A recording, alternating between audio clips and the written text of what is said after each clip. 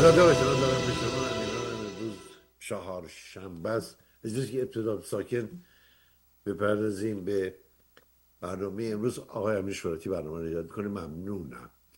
توی مقالاتی که درباره ترامپ نوشته شده، ببینید مقالاتی که برای فرنگی ها نوشتن، حالا این مورد سکا خانم مهندس پروفسور فهیمه روبیور مقاله نوشتن که خطابشون به فرانسوی ها بوده و بیشتر اتحادیه اروپا، یعنی 27 کشور اتحادیه اروپا. مقاله فوق العاده است در شناخت دونالد ترامپ. به نظرم خود دونالد ترامپ برای خیلی هنوز یه معماست، اما وقتی این مقاله رو میخونید متوجه میشید که برای شناخت ترامپ باید اول او رو تصویر روانشناختی کرد. وقتی تصویر بکنید و رؤوس تفکر و دکترین و رفتارش رو استخراج بکنید متوجه میشید نه، شناختش چندان هم دشوار نیست. شاید به همین لحاظه که ترامپ دائما داره دنیا رو غافلگیر میکنه. یکی از ویژگی هایی که خانم روبیور بهش اشاره کرد در روزنامه کیهان لندن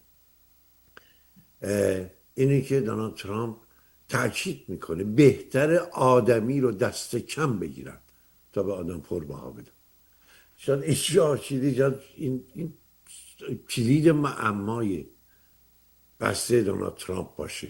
به همین لحاظی که خیلی ها تصور میکنن ترامپ، خیلی ها بهش پربها میدن، در نتیجه غافلگیر میشن، یا بالعکس فرقی نمیکنه.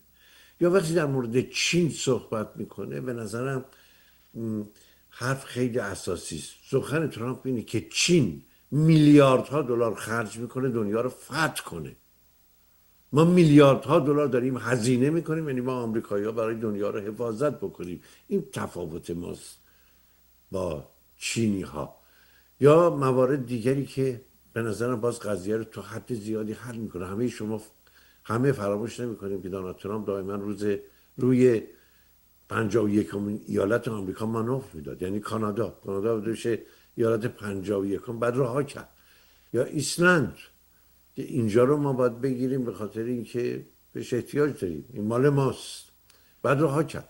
حرفش اینه که آدم باید بدونه چی باید از اون چی که ادعا داره دست برداره. یعنی باید بدونی که زمان دیگه کافی است برای اینکه شما در یک خطی که به نتیجه نمیرسه کماکان به خود راه رو ادامه بدید.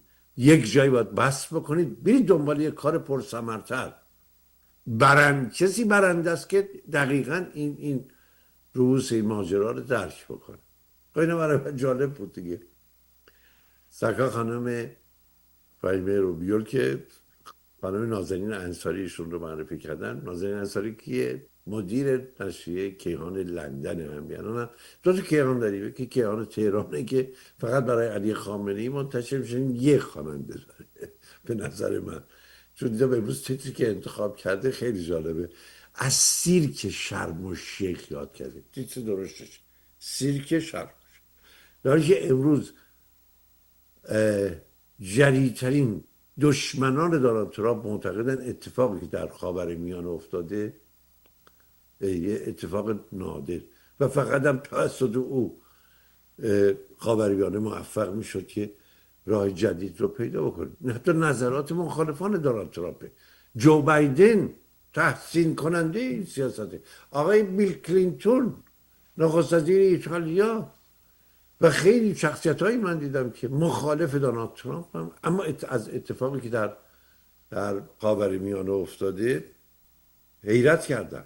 یعنی و معتقدن که کسی دیگری جز او موفق نمیشد این کار رو به ثمر برسه. خانم نازنین انصاری درود بر شما، خوش آمدید. درود بر شما جناب میبادی، به بینندگان عزیزتون، به خانم روبیول گرامی که من این شانس رو داشتم که وقتی جایزه نشان لیژون دونور فرانسه رو میگرفتن و در اولی ازت هم حضور داشتن، من اونجا بودم و به تیم شما آقای شهرتی و واقعا خوشحالم که اینجا امروز پلو شما هستم. ممنونم، تشکر میکنم. برای یه زن برجسته امروز در برابر ما سمیانانم خانم روبیول، یکیشون در سازمان انرژی هسته ایران فعال بودن، در سازمان انرژی فرانسه سازمان انرژی اتمی فرانسه فعال بودن. در دانشگاه فرانسه تدریس کردن، در دانشگاه تهران، در دانشگاه کابل. درست گفتم؟ خانم بیاد درود بر شما، خوش آمدید. درود بر شما، متشکرم از این که منو دعوت کردین و سپاس از خانم انصاری با لطفی که همیشه به من دارن و تعریفی که میکنن. من خیلی کوچکتر از این صحبت هایی هستم که شما فرمودین، ولی یک کلمه در مورد این نشان. من وقتی که این نشان رو گرفتم با حضور تمام فرانسویایی که اونجا بودن و ایرانی ها به هر رو، تقدیم کردم به تمام زنان ایران. آفرین، آفرین بر شما. خانم روبیو، بزرگ که از کنم این مقالتون، میخوام ببینم که شما که نویسنده این مقاله هستید و خیلی هم نگران وضعیت اروپا باید اتحاد خودش حفظ بکنه، اروپا باید در خاورمیانه حضور داشته باشه و به نظرم اروپایی هم خودشون متوجه این قضیه شدن، چون دیدیم در این شرم الشیخ اروپا بیشتر ناظر بود و تماشاچی، تقریبا محلی از اعراب نداشت. شو تک نفره بزرگ دونالد ترامپ. سراپا گوشی بفرمایید. بله، من این مقاله رو تصمیم گرفتم بنویسم وقتی که این جنگ 12 روزه شد و منو حدود 35 بار این 12 روز در رسانه‌های مختلف فرانسه، شبکه‌های خبری دعوت می‌کردن که هم به عنوان ایرانی فرانسوی و من هم به عنوان کسی که تخصص داره در هستی صحبتی بکنم. و وقتی که می‌دیدم همه در این به اصطلاح تنش خیلی زیاد دور این میز به اصطلاح تحلیل، همه میگفتن نه اصلا نمیشه روی ایشون حساب کرد، نه گاهی هم میگفتن که ایشون یک مقداری شاید دیوانه باشن، حرکاتشون قابل بررسی نیست، قابل این نیستش که ما بفهمیم به کجا میخواد بره. من به خودم گفتم، چون من تخصصم مذاکرات و حل مناقشات هست و لیدرشپ، به خودم گفتم میام و این مقاله رو با نگاه یک مذاکره کننده ببینم و ببینم که این خیلی راحتی که ما دست کم بگیریم مذاکره کننده ای رو که مقابلمون هست بگیم که اینجوریه اونجوریه، ولی مهم این هستش که ببینیم استراتژیش چیه و ما چگونه میتونیم استراتژی خودمون رو با استراتژی اون هماهنگ کنیم. بنابراین باید اون رو بشناسیم. اینه که یک مقداری تجزیه و تحلیل کردم و نتیجه شد این مقاله‌ای که خدمت خانم انصاری فرستادم که لطف کردن برای شما فرستادن.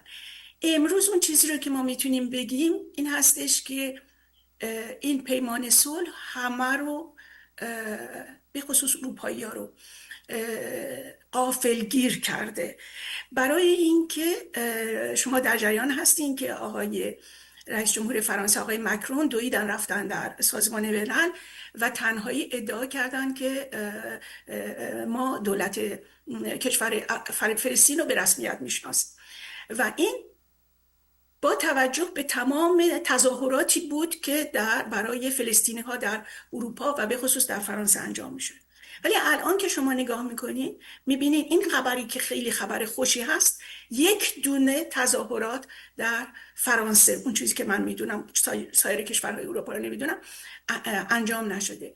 به این دلیل هستش که فکر میکنم که ما اروپایی ها چه بخوایم چه نخوایم، آقای دونالد ترامپ موفق شده اون چیزی رو که هیچ کس نمیتونست انجام بده، یعنی که در عرض یک روز 20 تا گروگان رو تونسته به کشورشون بازگردانه و این یک واقعیتیه که اروپایی ها حالا باید بهش توجه بکنن و خودشون رو یک مقداری از غرورشون بکاهن و سعی کنن که بیشتر ببینن چگونه میتونن با دونالد ترامپ کار بکنن.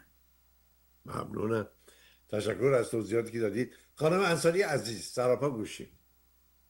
بله، به دنبال صحبت‌های خانم روبیال اینو باید تاکید کنم که این کاری که این موفقیتی که دونالد ترامپ در این چند روز گذشته داشته یک پیامد دیگری هم در خود غزه داشته و اون میبینیم که چطور حماس فلسطینی های دیگر رو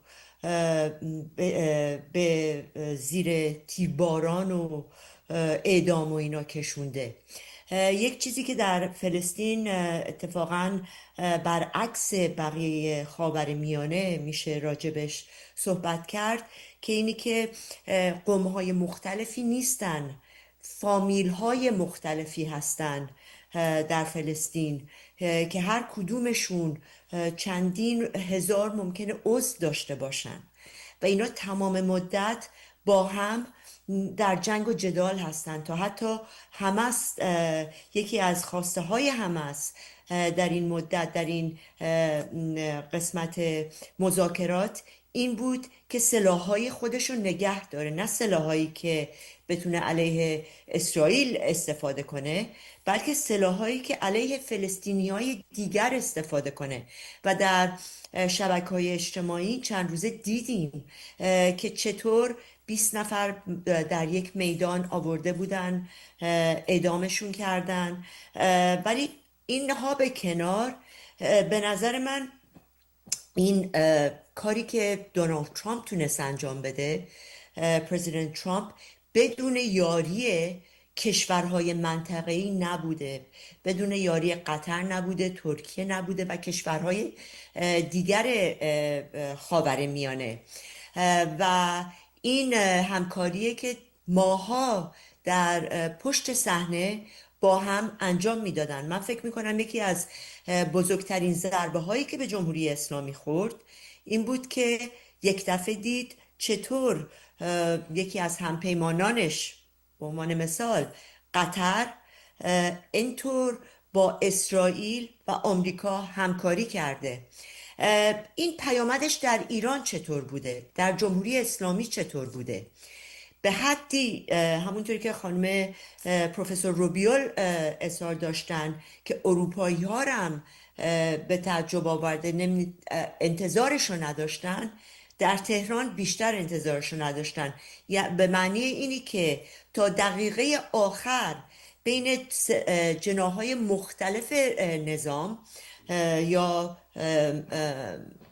کسانی که از طیف آقای روحانی و ظریف و پزشکیان و دیگر، به عنوان مثال در گیومه اصلاح طلبان نظام، میخواستن که در این میتینگ ها مخصوصا در شرم الشیخ شرکت کنن، از اون طرف کسانی که در مقابل اونها هستند که و این اختلافات بیشتر تشدید شده، اصلا نمیخواستن. به عنوان مثال آقای شمخانی، دیدیم در مصاحبه‌ای که داشتن نه تنها گفتن ما باید، اگر ایشون همچنین همیشه به دنبال سلاح، اگر برمیگشتن به سالهای گذشته به دنبال سلاح هسته‌ای بودن، تا حتی علیه آقای روحانی هم صحبت کردن، به طوری که گفتن که آقای روحانی، نه تنها آقای شمخانی راجع به این سانحه هواپیمای اوکراینی خبر داشت، آقای روحانی هم خبر داشت. به نوعی این نظام نتونسته الان، تا حتی بعد از اینی که این توافق در شرم الشیخ شد، خبر اومده که از داخل نظام به رسانه ها این هشدار رو دادن که راجع به این صحبت‌های آقای ترامپ که در کنست اسرائیل انجام دادن و گفتن آماده صلح با ایران هستند و تا حتی با سردمداران نظام، خامنه‌ای و وزارت خارجه اینو رد کرده. پس هر چقدر آقای ترامپ و دنیای بین المللی اینقدر دستشون رو باز میکنن و میخواهند که تا حتی آقای ترامپ در کنست به اسرائیل گفت شما حالا برنده شدید، حالا از خودتون یک بزرگی نشون بدید و وارد مذاکره به عنوان مثال با جمهوری اسلامی بشید. ولی آقای خامنه‌ای بود که اینو رد کرد. چرا؟ برای اینکه چاره این از یک ور این آقایون چششون رو بستن به واقعیت‌های دنیا، چششون رو بستن به واقعیتی که طوری که جایگاه خودشون چششون رو بستن، با اینکه به عنوان مثال اصلاح طلبها به دنبال مذاکره هستن، میخواستن که آقای پزشکیان یا عراقچی بره به شرم الشیخ، ولی این دلیل نمیشه که اینا علیه نظام هستن. اینا هنوز فکر میکنن با همون بازی هایی که قبلا انجام میدادن، گود کاپ بد کاپ، یا یک اصلاح طلب خوب که طرف آمریکاست یا و اون تندروها که نیستن، میتونن دنیا رو در این تصمیمات فلج نگه دارن در این اوضاع، در صورتی که الان دیگه وضعیت تغییر کرده. جمهوری اسلامی امروز با جمهوری اسلامی تا حتی 2 سال پیش فرق کرده.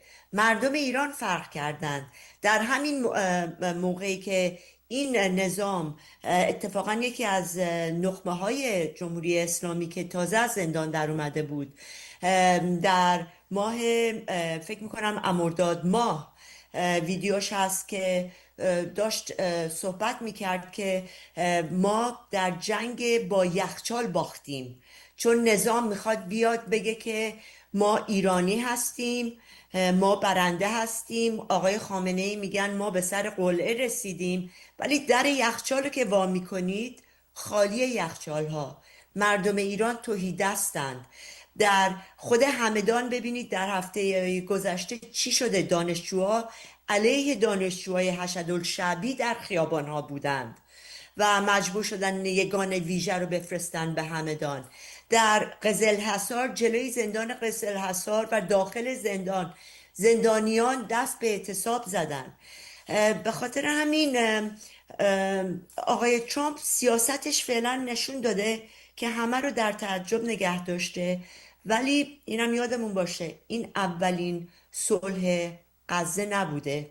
درسته 20 نفر آزاد شدن و این اولین باره که تونستن یک رئیس جمهوری، نه هم آقای بایدن سعی کرد نتونست به کاری به توافقی برسه، آقای اوباما همینطور، آقای ترامپ تونسته با فشار به یک صلح نیمه بند دست پیدا کنه. حالا از اینجا به بعد هفته آینده چی خواهد شد یا هفته های بعد، اینو بس ببینیم، منتظر باشیم.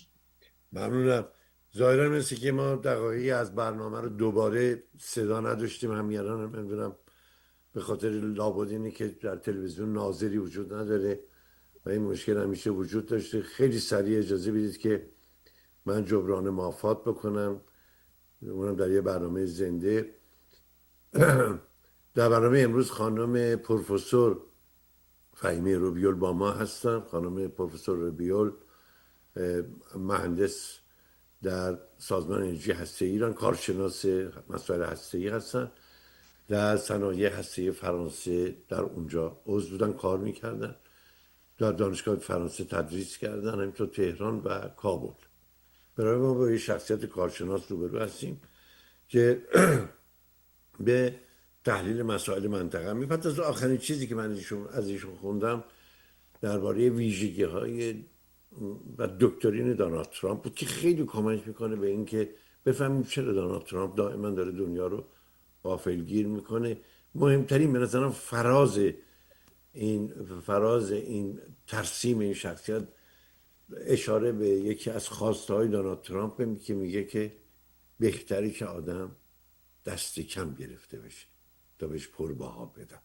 شاید به همین لحاظه که حتی علی خامنه ای هم غافلگیر میشه وقتی داره مذاکره میکنه با آمریکایی ها. یک بار هواپیماهای منفیان آمریکایی و فراز تهران در حال ترددن. بله اگر اجازه بدید، اگر خاطرتون باشه میگفتن آقای ترامپ قمارباز، ولی اگر بخوایم در خلاصه در چند کلمه بگیم روش مذاکره ایشون رو، ایشون میدونن در چه موقعی چه کسی رو انتخاب بکنن، در چه لحظه‌ای فشار بیارن، در چه لحظه‌ای یه نگاه اینجوری بکنن بگن که ببینین من یه کاری بکنیم به یک نتیجه‌ای برسیم. اگر بخوایم یه کمی مقایسه بکنیم با رئیس جمهورهای سابق، ترامپ به هیچ وجه اون اوقاتور نیستن که مثل اوباما باشن که وقتی صحبت میکردن نظر همه جلب بشه. کسیه که تمام پروتکل های آمریکایی و دیپلماسی رو کنار گذاشته، کسی هستش که وقتی که داره صحبت میکنه اشتباه میکنه بین آلبانی و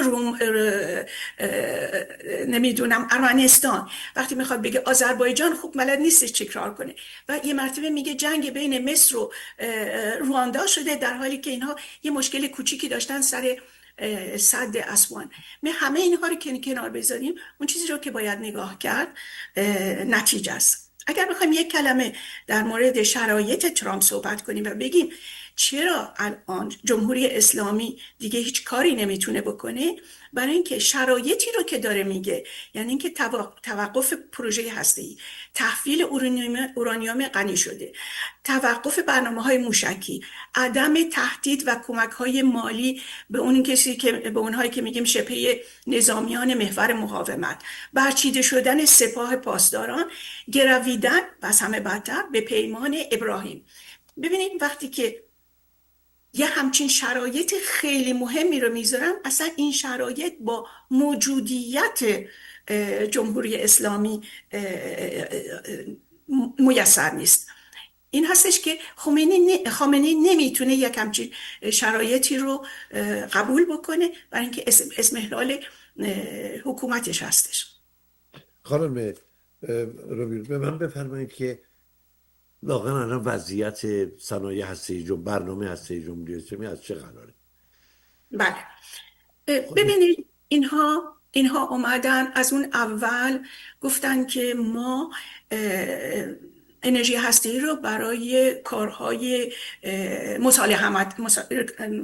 پروژه های مسالمت آمیز میخوایم، ولی برای پروژه های مسالمت آمیز شما احتیاج دارین به 1% غنیسازی 3.74 یا 75%، بیشتر نه.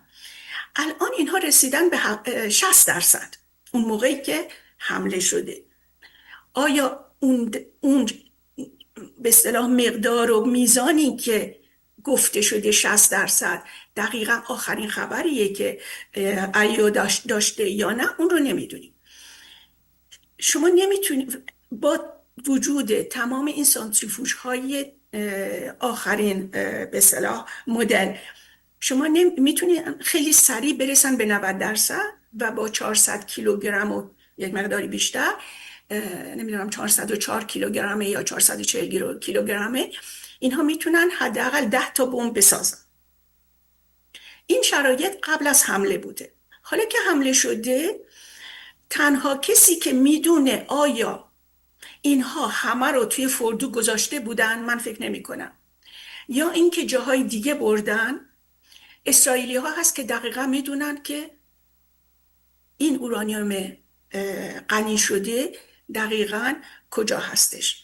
یعنی میدونن، خبر دارن، خودشون گفتن که ما دقیقا میدونیم. ما باید بدونیم که وقتی که شما یک کشوری مثل اسرائیل میاد در عرض 12 روز آسمان ایران میشه اتوبان تل تهران، ایران بگیم بالاتر از اون هستش، بعد که میان و تا اتاق خوابهای افراد رو میزنن، این با موشک نزده شده، با بمباران اونجوری زده نشده، اینها افراد زیادی رو در به اصطلاح زمین داشتن که تونستن این کارها رو انجام بدن و ماها و ماها این به اصطلاح تهیه شده است.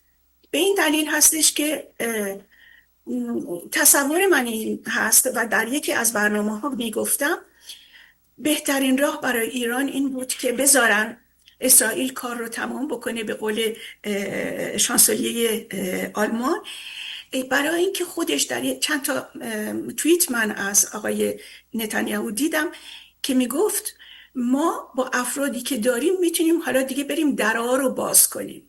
بهتر بود درها باز بشه تا اینکه اون به اصطلاح هواپیمای B2 بیاد و ما نمیدونیم چند متر رفته، آیا 40 متر، 50 متر، 60 متر. درسته برای آقای ترامپ یک مزیتی بود که خودشو نشون بده، ولی امروز ما نمیدونیم که این بمب کجا افتاده، آیا رسیده به آبهای زیرزمینی. اینها چیزهایی هستش که ما به عنوان ایرانی نباید ترس ایجاد بکنیم، ولی باید از خودمون یه سوالهایی رو بکنیم که خیلی مهمه. ممنونم. چه مدت کار میکردید در سازمان انرژی هسته ایران؟ در ایران من بعد از اینکه تزمو تمام کردم، منو فرستادن فرانسه، فقط برای اینکه چون دستگاهایی نبود برای اندازه‌گیری هایی که لازم داشتم. 5 ماه یا منو فرستادن فرانسه و من برگشتم، بلافاصله شروع به کار کردم. حدود 2 سال و نیم 3 سال. 2 سال 3 سال دارم. بعد این موقع که انقلاب شد، چون همسرم فرانسوی هستن و اونجا زندگی میکردن، موقعی که آقای ژیسکار دستن در حال ناز کردن و رسیدن به آقای خمینی بودن، همسر منو توی خیابون‌های تهران اذیتشون میکردن به عنوان خارجی، و این بود که ایشون رفتن، روزی رفتن که شاهنشاه فقید رفتن، و بعد من 1-2 ماه بعد، یک ماه بعدش، موقعی که دیگه با آخرین هواپیمایی که از ایران برخاست قبل از انقلاب، اومدم فرانسه. ممنونم. خانم نازنین انصاری، خانم روبیول با شاهزاده رضا پهلوی در ارتباط هستن؟ از خودشون بس بپرسید. میخوام ببینم اطلاعات شما چیه. از خودشون بس بپرسین، از من. خانم ارتباطی دارید با شاهزاده رضا پهلوی؟ نه خیر، نه خیر. من یک بار فقط در یک ویدیو کنفرانس با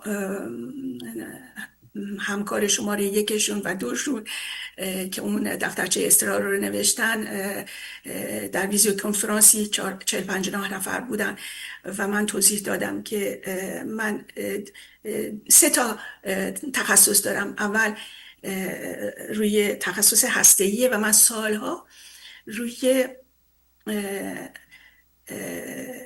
زباله های هسته‌ای کار کردم توی انرژی اتمی، که چگونه اونها رو تمیز کنیم و کاری بکنیم که برای نسل‌های آینده خطری نداشته باشه. دومی بهشون گفتم که من تخصصم مذاکرات و حل مناقشاته، بنابراین میتونم در این باره کمک بکنم. و سومین چیز گفتم من میتونم یک سیمانی باشم برای اینکه شما تخصص‌های مختلف رو که داشته باشین، این خیلی خوبه، ولی اگر این تخصص ها نتونن با هم دیگه کار بکنن، اون به اصطلاح اون سازماندهی شکل نمیگیره. من اینکه دکتر هستم، زبان اون این کسی که کامپیوتر تخصص عالی داره رو نمیفهمه، یا اون کسی که تخصص مالی داره رو نمیفهمه.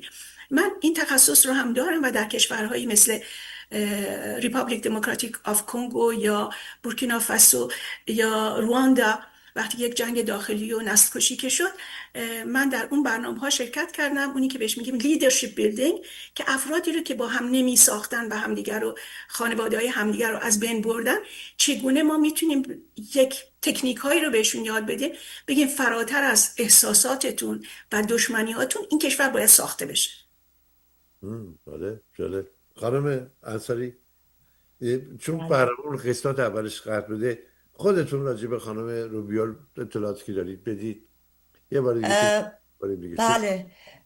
خب من خانم روبیولو از طریق شهبانو فرح آشنا شدم، چون ایشون نشان لژیون دونور رو داشتن در پاریس میگرفتن و در همون ضمنم خانم روبیول با خیلی از بانوان افغانی کار کردن در این سالها، از زمانی که البته بعد از اینکه طالبان آمد دیگه بیشتر از این بانوان دیگر در افغانستان نیستن، و زمان المپیک بود اگه درست به خاطر داشته باشم، و پروفسور روبیول داشتن کمک میکردن که به یکی از جوانان ورزشکار زن افغانی براشونو در المپیک کمک کردن که بیان به فرانسه و در المپیک شرکت کنن.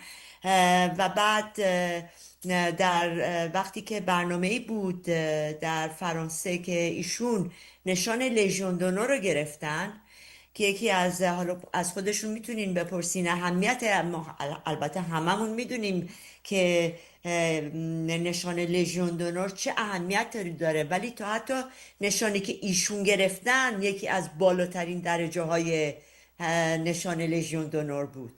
و در حضور علیرضا شهبانو فرح اونجا حضور داشتن که من اونجا برای دفعه اول با بانو روبیول آشنا شدم. خیلی تشکر، ممنون. متاسفانه وقتمونم تمام شد. حتما گفتگو رو پی میگیریم. حتما خیلی عذرخواهی میکنم از بابت قطع صدا. کاش خود تلویزیون به من خبر داده بود در میانه راه که صدا قطعه. آخه یه موقع هست 1 دقیقه قطعه، 10 ثانیه، 1 دقیقه، 2 دقیقه. آخه من ممکنه هم چیزی. خیلی تشکر میکنم خانم روبیال عزیز. امیدوارم حالا به هر حال بعداً بشه اون صدا رو بیرون کشید. امیدوارم باشه که در بازپخش ما مشکلی نداشته باشه. خانم نازنین انصاری عزیز، خیلی تشکر میکنم از حضورتون. ممنون، مرسی از فوق‌العاده شما. بود. من از شما گفتگو رو متشکرم. بگیرید. ممنون. ممنونم بانو. قربان شما. خدا نگهدارتون.